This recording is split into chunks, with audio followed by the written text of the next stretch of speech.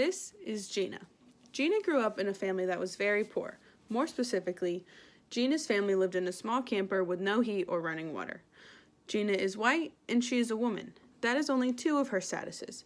A person's status is their recognizable social position, and everyone has multiple of these. Gender and race are two ascribed statuses. These are traits that you are born with and can't change. The opposite of this is an achieved status. This is a trait that you control and earn yourself, like your job or education.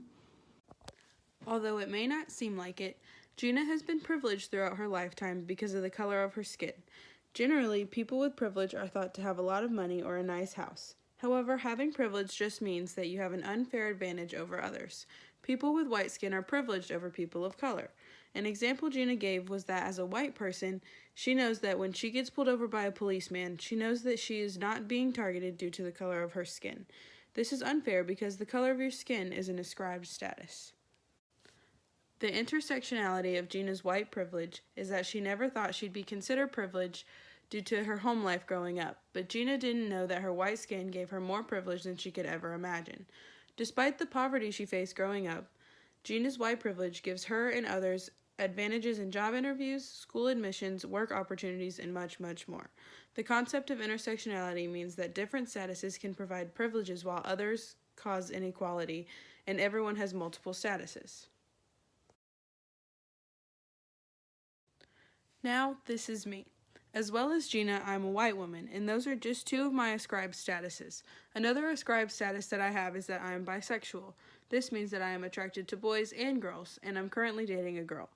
This is my sexual orientation, and while some people might think otherwise, it is something that I can't change.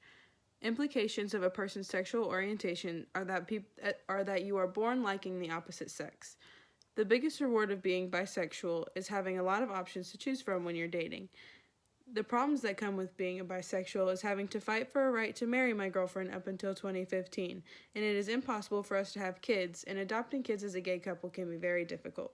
Another big problem with being openly bisexual is the judgment I face from not only family members, but also strangers when I'm out in public with my girlfriend. Another status I have is being a college student. This is an achieved status that will soon turn into a degree and hopefully better career opportunities. The degree I am working towards is a reward in itself, along with the student discounts I get when I have my student ID at various restaurants. Being a college student is very time-consuming, expensive, and overwhelming when you're trying to balance it out with work. Those are the problems that come along with being a college student.